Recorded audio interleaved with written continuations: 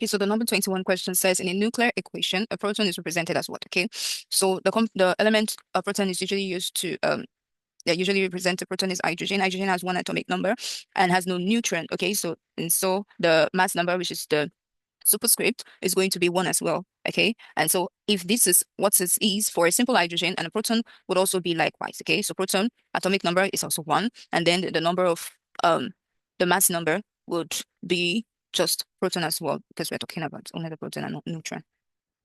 So the option would be A. Now, number 22 says, which of the following compounds can be prepared by precipitation? Okay, so first of all, what do we know about precipitation? We know about their insoluble nature, and we know that it usually talks about ionic compounds. Okay, so all the compounds being listed here are all ionic. Okay, so we just have to know the ones that are insoluble. Okay, the ones that are going to form insoluble ions. We'll use our data booklet, page 8.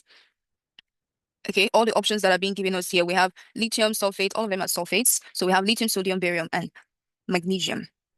Okay, so for lithium with sulfate ion, we can see it's very soluble.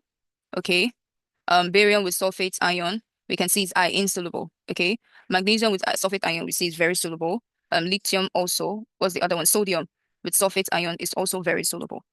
Okay. So that means our best fit would be barium with sulfate ion, insoluble.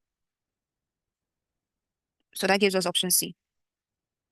Now, number 23 says, a student was reading the volume of liquid in a piece of apparatus. So to read this meniscus properly, okay, we'll read it from the bottom. So if this is 0.9, this would be 9.1, then this would be 9.2, 9.3, and so on, okay? So we don't get to read this point. Instead, we read the point below.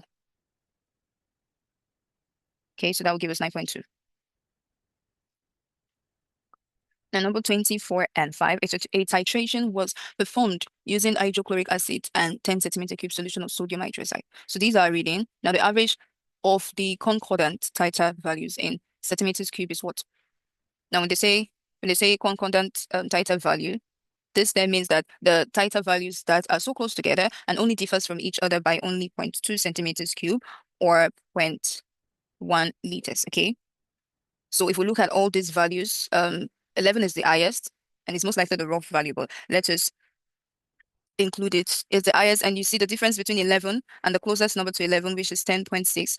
It's over 0.2, because this is in centimeters. Okay, so we're not going to include this in our average calculation. Okay, so 10.6, the number that is closest to it is 10.3, okay, which is above 0.3. So the difference between these two now is 0.3, which is more than 0.2. Okay, so that means we're also not going to include this in our calculation. Okay, and then between 10.3 and 10.1, we'll get 10.2.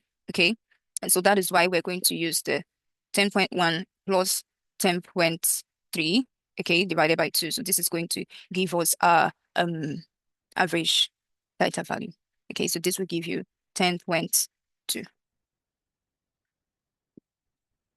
And then the last, which piece of apparatus is most appropriate to measure and transfer the 10 centimeter of sodium hydroxide? So to measure and to transfer, that's our pipette. This is to make readings. This is to hold chemicals. They also use